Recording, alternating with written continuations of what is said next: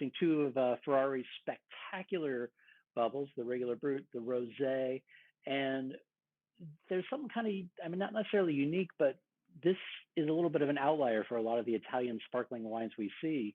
And why is that, Travis? Many of our viewers will have enjoyed prosecco before.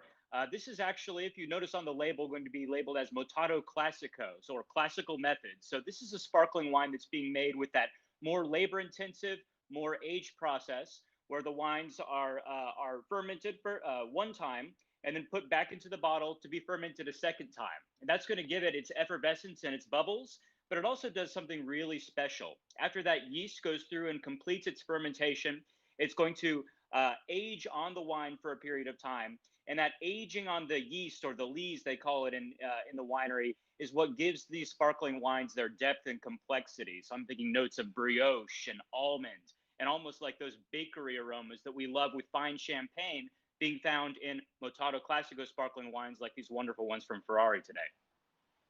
Yeah, well, and it's funny. It's like hearing you describe that. It sounds delicious, and I can't wait to like dive in and taste. But one of the wonderful things about sparkling wine is breakfast time, delicious. Lunchtime, delicious. Dinner, is there a better way? Okay, maybe gin and tonics aside, but sparkling wine to start any meal, especially a great dinner, is amazing.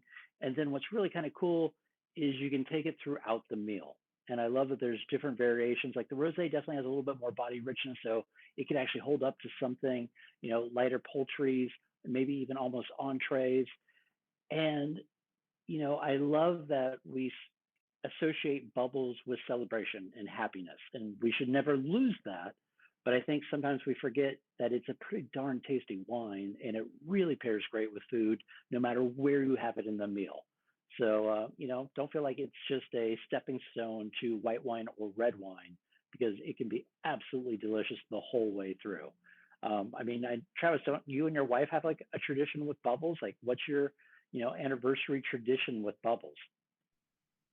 Huge sparkling wine fan, and so yeah, any kind of occasion, whether it's anniversary or entering into the holiday season, whatever, is a perfect excuse for me to pop a great bottle of bubbles. But also, and I'm glad you brought this up, this is a drum that I beat all the time, that sparkling wine is not only about celebration.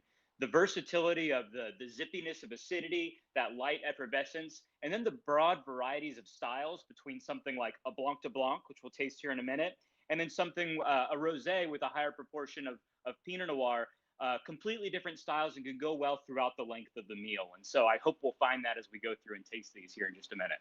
But Keith, do you want to talk to us about Ferrari, who we're tasting today? Yeah, yeah, absolutely. This is one of those producers that a lot of us in the industry have always kind of just said like yes, because it's a little bit fine, but it almost always over delivers for the price point. And there's just a quality, a precision, a refinement there that, for a lot of us, that's what we love about sparkling wine, is that elegance and refinement. And it's hard to kind of quantify it, but when you taste it, you know it. And for me, Ferrari's always been a great symbol of that. It's a kind of fun story. Giulio Ferrari, back in the late 1800s, had actually went over to France. The whole big boom of sparkling wine was happening. Champagne was going crazy. There was even a time in the middle of the 1800s where the most expensive, most widely produced sparkling wine in the world was actually coming out of Cincinnati, Ohio. So it's just this crazy thing, kind of like you think of like the Belle Epoque days, the Roaring Twenties. Like everyone was starting to drink champ bubbles and love them. So Giulio was in France, saw how to make it, and he thought to his homeland, to Trentino, which is right at the base of the Dolomites, the Italian Alps, and thought that would be a great spot to grow grapes for sparkling wine. So he was actually the first person to bring Chardonnay to Italy, and he planted it for the sole purpose to make sparkling wine. And that was going all the way back in 1902. So the winery itself was established over 100 years ago, and somehow he was able to make it through World War One, the Great Depression, World War Two, and I think after World War Two, especially even he had to like basically wall off part of the winery to hide bottles. After World War Two, a couple things happened. First off, he found out that those wines with the extra aging that he had hidden away actually tasted even better. So that kind of started the tradition of this extra long aging on the lees, like you mentioned, but they've actually kind of even go further than a lot of champagne houses do, which is awesome. But also too, he realized that he didn't have children to kind of hand the wine off to, the winery off to, so he wanted to find a family that could keep the tradition. And that's where the Lunelli family comes into the picture, and particularly Bruno Lunelli, who was a wine merchant who had been selling the Ferrari wines for many years. And Giulio thought, this is a perfect guy. He understands the wines and he has a family who basically wants to run it. So Bruno Lunelli purchased it, I think it was like 1952, right around there. And basically it's now been in the Lunelli family ever since. And I'm really happy because later we get to bring in Matteo and, talk with the third generation who's actually running the winery now. So I'm thirsty. How about we start tasting? I mean, I know we've got these two bottles here. We've got them open. Travis, you want to lead us through the Brut? So our first wine today is the Ferrari Brut. You notice from this wonderful golden color, this is being made from 100% Chardonnay. And we've talked a little bit about Chardonnay. Again, one of the main grapes utilized in Champagne, France, and also wonderfully successful in Trentodoc. But what you're looking for with Blanc de Blanc Champagne, or what I'm looking for, is not only this wonderful, refreshing tartness. So for me, I get fresh lemon and citrus fruits, Granny Smith apple, um, but then it comes in with those wonderful aged notes as well, which again goes back to that Matato Classico kind of style of winemaking, where you get those notes of almond, brioche, pie crust, this really wonderful savory nuttiness that sets it apart from more aromatic and fruit driven styles of sparkling wines. Palette, the energy is amazing. And I don't want to sound like all new age hippie, like, ooh, the energy, but there's just a focus and drive to this that, that just goes and goes and goes. And it's so hard to put, like, quantify that to people, but like you try this versus something else, you're like, oh, I see what Keith is talking about. But it's so darn tasty. I don't know And about for you on me, the in palate. well-made Blanc de Blanc, there's three things that happens when you get the wine on the palate. First of all, that mouth-watering kind of acidity shows itself. It just makes it seem refreshing and energetic. And then in the mid palate, you have this broadening out where you're getting those, again, this mouth filling presence from that lees aging. And then it finishes right down the center of your tongue with this wonderful mineral character. And for me, that's almost like oyster shell and wet rock. Kind of strange wine terms, but these are one of the things that when you're Hugh, your sommelier talking about terroir and earthiness, this is what distinguishes, say, your average sparkling wine from your really well made, iconic style. Yeah. And also, too, one of those things that tasting lots of sparkling wine, and like for me, like the comp or the normal analogy would be to look to champagne. And Blanc de Blanc is a style, like I heart Blanc de Blanc. I mean, it's, to me, I'd say arguably maybe the best use of Chardonnay on the planet. But having said that, it needs time, and there's no way to kind of replace that extended aging, because when you have it all by itself, it's angry. I mean, it's like a child throwing a tantrum. It's just edgy, acidic, rough, and just not pleasant. But after about a couple years on the lees, and this guy has at least 20 months, probably even a little bit longer from the taste of it, um, it just starts to round out that edge and just that focus and drive and refinement. And I love that about a well-made Blanc de Blanc. And it's kind of hard to hide that. Like the only way to get around that is just really great patience with the lees aging. Um, shall we go on to the rosé? So the next we have the Ferrari Brut Rosé here, and you can see in the glass just this wonderful kind of light salmon color to it. And then getting on the nose, you notice the difference right away. So this one has about 60% Pinot Noir, supplemented by 40% Chardonnay, and you can really tell on the nose. It's got these wonderful sort of tart strawberry and red raspberry characteristics to it. Beautiful red rose notes, and almost this slightly savory kind of herbal character to it as well. Yeah, and Travis, what's that really cool, awesome name that the Italians call Pinot Noir? That's right. We're in Italy, so we have to say Pinot Nero, not Pinot Noir, right? But same grape we're dealing with here. Yeah, they need to come up with like a cool name for Chardonnay. Because like Pinot Nero sounds awesome. Pinot Bianco is way cooler than Pinot Blanc. I don't know. Mateo later, I'm sure. But great call on and it's just night and day. And in terms of the bouquet. And I love that. And this is also why we as kind of wine people get excited about like a producer like Ferrari, because the region tastes through, I mean, they taste like cold alpine mountains. And you get that from like, you can almost feel the sun beating down on it. If anyone's ever been up at high elevation, you know, like it's like shocking how hot it is in the sun, but then you get into the shade and it drops like 20, 30 degrees. So there's this kind of tension of ripeness and coolness. Um, and I love that that shows through on both wines. But then it's so clearly like the first one, it tastes like Chardonnay. It tastes like a proper Blanc de Blanc. Then on this guy, it's only 60% Pinot Nero, but it's just amazing what almost like a blank canvas it is for the Pinot notes to just jump out. And I just think of those little like tiny little baby wild strawberries. I remember seeing like those in a restaurant going like, oh my gosh, they're so cute. But it's that kind of tart, delicious little wild strawberry kind of thing that just makes you want to go in and keep drinking more of this. The differences on the palate too. So you get it on the palate and it's a lot broader. It has a little bit more body and structure and depth to it in that way. And like we were saying before, this is a perfect example of how still sparkling wines, right? But you can deal with these very, very differently at the table. So for me, something like this Brut Rosé can do wonderfully with seafood or as an aperitivo, but it could also stand up to red meats as well. Things like duck and even lighter cuts of steak like filet and Ferrari Rosé is a perfect pairing. The acidity keeps everything nice and refreshing. And then, we, for example, feature Ferrari Rosé at our Mastro's steakhouses, right? And so Mastro's has a big seafood component, but of course, you're going to a steakhouse for that rich steak accompanied by sides. And the reason I like to recommend sparkling wines for steakhouse experiences is you have all kinds of different dishes, all kinds of different flavors and textures, and sparkling wines just play well with everything. It really is the perfect match when you're talking about a steakhouse experience. Yeah, well, and also too, I love it, you know, because Mastros is all about, you know, enjoying life in its fullest. Um, and I absolutely love like the sushi sashimi with sticks. Like, why hadn't we thought of that beforehand? But like this with that to like begin your master's experience, like yes, it's like perfect. Like I feel like a bottle, half bottle of this to get started. I'm already happy before I even get to the sticks. So, you know, there's something about that as your nice little segue. Like, it doesn't mean you don't have to enjoy your big red later, but trust me, your seafood tower or your sashimi tower will taste better with Ferrari Rosé. That's all I got to say. Go to Masters, have it, try it.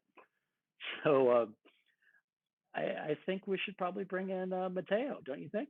Everybody, we're so excited to have Matteo Lunelli of Ferrari Winery joining us all the way from Italy. Matteo, thank you so much for being here. Hi, thank you very much for hosting me, and thanks for what you said about Ferrari. I'm certainly very happy that you enjoyed our Ferrari Trentodoc. Fantastic. Matteo, I know that it is a family run business and you are now the third generation. So, as running it as your family, what do you see for the future of Ferrari? How do you look back at your grandfather, great grandfather? How do you respect their tradition? You know, it's in this very corporate world we live in, it's nice to actually see family run businesses. Yeah, we think that the family must be a culture carrier. We are proud to preserve the value that made Ferrari great over the time, which are the value of our founder, Giulio Ferrari. You know, I think, for example, you know, the search of excellence in every detail, it's part of the DNA of this winery that started from the founder. The link with the territory of Trentino, this intimate link with the territory of Trentino is something that we are very proud of and that we will continue as a legacy for the future. And then I think the control of the production process from the soil to the table, because we think only controlling the full process, you know, from the vineyard up to the table, we can really create an amazing and outstanding sparkling wine. So these values are what I think as a family we want to preserve. But you know, we're lucky to have an incredibly talented team that share the passion of creating Ferrari with us. So we are a family business, we are a family company, but we really have a fantastic team. Some of them have been with us for many years. Our chef de cave have done over 30 harvests. So I think this is what makes us great. And Matteo, of course, you're unique in Italy, where the winery has been around for a long time by sparkling wine standards, and so you've come to know Trentodoc maybe better than anybody. How would you describe the terroir of Trentodoc, and are there things looking forward that have you concerned about a changing climate or anything else? First of all, we like to say that Trentodoc is a mountain sparkling wine. So the terroir of Trentino is characterized by the mountains, and the style of our wines come from our mountain vineyards. Because on the mountains, we have really a unique climate conditions. The fact of being a mountain sparkling wine makes us unique in the world. So on the slope of the mountains of Trentino, our vineyards during the summer are kissed by the sun in the day, but in the night, the cold air comes down from the top of the mountain. And this diurnal shifting temperature between day and night, which is very strong, it's very important because it enables the grape to achieve aromatic maturation, but maintaining a well-balanced acidity. So this is crucial. This is very important because it is something that gives to our Trentodoc finesse, elegance, and longevity. So I think it's all about our mountains, and this is what make the style of Ferrari and the style of Trentodoc unique. Matteo, if I read correctly, I believe that you guys are also like looking towards the future, and sustainability is a big part of how you farm. And are you guys certified organic as well, too, correct? Yes. All our estate vineyards are certified organic. And it has been, for us, a strong commitment to sustainability, because we believe in sustainability. We believe we live in a beautiful environment, so we need to protect it. Trentino is a wonderful land, and we want to create excellent grapes, but at the same time protect the environment and the health of the people that work with us in the vineyard. So we have been strongly committed to sustainability, and we demonstrated that it was possible to make organic viticulture also in Trentino and in the mountains. We started it many years ago, and we really had to discover, how to make organic viticulture in the mountains, because in the mountain the climate is not as easy as it can be in other environments. But we made it, and now we think not only we preserve the environment, not only it's a sustainable viticulture, but this has enabled us to achieve higher quality grapes. And again, regarding the mountains, you mentioned also a look to the future. So we live in a world which unfortunately is witnessing a global warming. And in that respect, I think in Trentino we are lucky because for winemaking, we can balance this increasing temperature by moving higher and higher our vineyards. So this is what we are making. All our new vineyards are planted at higher altitude, or all the new supplier and vine growers that come to work with us usually have higher altitude vineyards. So we are increasing the average altitude of our vineyards. And long term, this will compensate the climate change and the change in average temperature. Just to give you an example, if you move 100 meters higher on the slope of our mountains, you get 1 degree less in average temperature during the year. So, we are now cultivating the vines where at the time of Giulio Ferrari in 1902, when he founded Ferrari Winery, probably was not possible. And, the next generation will go probably higher. And so that's the trend. Even if, obviously, I hope that we, globally will do our best to stop this process and stop this global warming, because obviously this is not sustainable long term. And then speaking of just Italian sparkling wines in general, I know here in the U.S., a lot of people kind of think, about Prosecco when they think of Italy and sparkling wines. And to me, it's a completely different style. And I don't necessarily want to say Metato Classico is better than Prosecco, but I feel like there's a very different style. And I feel like, if you could probably explain a little better than me. So if you could at least walk us through like how you see Ferrari as different than Prosecco, and, what the consumer should think about. No, it's a good point, because Prosecco and Prosecco Superiore and Trentodoc are two completely different wines. By the way, we in Lunelli Group, we produce also a Prosecco of Valdobbiadene called the Bisol. So we own a winery in the Prosecco area. So we are, oh yeah, thank you. But so we want to always to emphasize the diversity of Italian sparkling wine. So Prosecco Superiore di Valdobbiadene is a wine where the second fermentation happens in stainless steel tanks and is made with Glera grape. When we talk about Trentodoc, we use only Chardonnay and Pinot Noir, and it's a metodo classico, so it's a bottle fermented sparkling wine. So basically, everything is different, grape variety, production method, and terroir. So we are talking about very different wines, which have very different pairing and very different, probably, consumption occasion. Sometimes in the world, people, some of the consumer, they call Prosecco any Italian sparkling wine, but actually, Prosecco, and especially Prosecco Superiore, is a denomination dedicated to a very specific wine, as much as we are a Trentodoc, which I mentioned is a mountain sparkling wine. In the overall production of sparkling wine in Italy, Metodo Classico represents the pinnacle of the production, a very small percentage. We produce in Italy over 500 million bottles, and there are probably around 30 million bottles of Metodo Classico. And a small portion of it is Trentodoc, because we are a small denomination in the middle of the mountains of Trentino. And so it's basically the niche and the pinnacle of the Italian sparkling wine production. So we are proud to say that probably, Ferrari historically is the authentic Italian luxury sparkling wine. So of course, Italy is known for having such a rich and wonderful culinary history and an incredible amount of variation from the north to the south. And I know that Ferrari is a favorite of Italians. What would you say are some of your favorite things to eat alongside Ferrari wines? You mentioned something before that I actually, I perfectly agree. It's our Ferrari Trentodoc is very versatile in pairing with food. I would say that it's a food-friendly wine. So the pairing can be very, very different. And we have worked a lot on experimenting new pairing of Ferrari with food because we have our own restaurant in the middle of our vineyards, which is called Locanda Margona, and it's a Michelin star restaurant.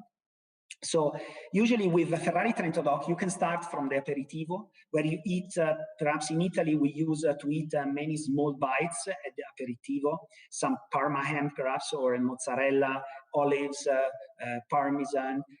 This is perfect because our Ferrari is flexible in pairing. And so in an aperitivo where you eat these small bites or tapas, our Ferrari Trentodoc is perfect pairing with the different dishes. You can also pair it with meat, as you said. Sometimes with the filet. The rosé is very interesting. You probably think about Cabernet Sauvignon when you talk about a steak, but sometimes it's good also to try with sparkling wine, especially the rosé. An interesting pairing is pizza e bollicine. In Italy, we are starting to see a very positive trend of people that pair gourmet pizza, so high-end and great quality pizza, with our Ferrari Trentodoc. So a great margherita, where you have the mozzarella and the tomato, can be, again, a good pairing for our Ferrari Rosé. Perhaps then a pizza with more cheese or more ham can be more for our Ferrari Brut, Blanc de Blanc. But then, again, go for the first course, talking about pasta. If you eat a carbonara has this it's a little bit fatty, and the acidity, the freshness of our Ferrari balance it very well. Or you can, really the number of pairing are incredibly, are a lot. And not only the standard historical pairing with fish or white meat, you can really be creative with pairing our Ferrari. More, and here in the United States, we're coming up on Thanksgiving, and so sparkling rosé, for example, the Ferrari Brut Rosé is one of those wines that works so well alongside turkey and everything else that we enjoy for Thanksgiving here in the States. Yes, and in Italy, certainly, the holiday season is typically a season for celebrating with the family. Obviously, this year is a little bit special. So, but for sure, people will not avoid having at least a glass of good wine and perhaps a Ferrari with the family. It's a tradition in Italy to have Ferrari at Christmas time and New Year. That's what it's a tradition that obviously we are very proud of, because we are proud to say that we are a little bit the toast of Italy par excellence. And it's a tradition that I hope will continue even this year. As you said, you can start with Ferrari at the aperitivo, and then perhaps you can continue all throughout the meal. Historically, sparkling wine in general was considered a celebratory wine. Certainly it is good for celebration, and it's great sometimes to have a sparkling wine to celebrate an occasion, but it's a food-friendly wine, as we mentioned, and you can certainly enjoy it the best pairing it with great food. And Christmas time is perfect. Well, I have to say, Matteo, listening to you talk, and well, first off, I'm just super jealous because just the way you say mozzarella, it sounds even better. Like, I guarantee it will taste better with that accent. Yeah, but because mozzarella has this sweetness and that speaks very well. Even just ham and mozzarella with a Ferrari or tomato and mozzarella with Ferrari is so simple, but it's a great dish. Yeah, and it's funny because it's also the saltiness. And I think some people don't understand how good it is to have something refreshing and crisp to balance the saltiness. But absolutely spectacular wines. For a lot of us in the industry, they've been kind of like our hidden little gems for many years. And like I said earlier, they've always have over-delivered for the price. And what you get in the bottle is delicious and spectacular. So thank you for all of your hard work. And for those of you out watching, trust me, go find a couple bottles of Ferrari, bring a Ferrari home for the holidays. It is worth the hunt because the wines are delicious. Travis, as always, a joy to taste with you and share the stage. And Matteo, thank you for joining us all the way from Italy. It's kind of, in this year of not being able to get together, at least virtually, it's still nice. So thank you so much for the wonderful wines, and cheers. Cheers. No, thanks to you for the kind words about Ferrari, and thanks for your comments. And by the way, I want to say to all the people listening to us that as soon as all this pandemic will end, I hope we'll have the chance to visit Italy, to travel to Italy, and obviously to come and see our Trentino, which is truly a beautiful land. Somebody probably has heard also about the Dolomites, which are UNESCO heritage, beautiful mountains. And so come and visit us. We look forward to welcoming you.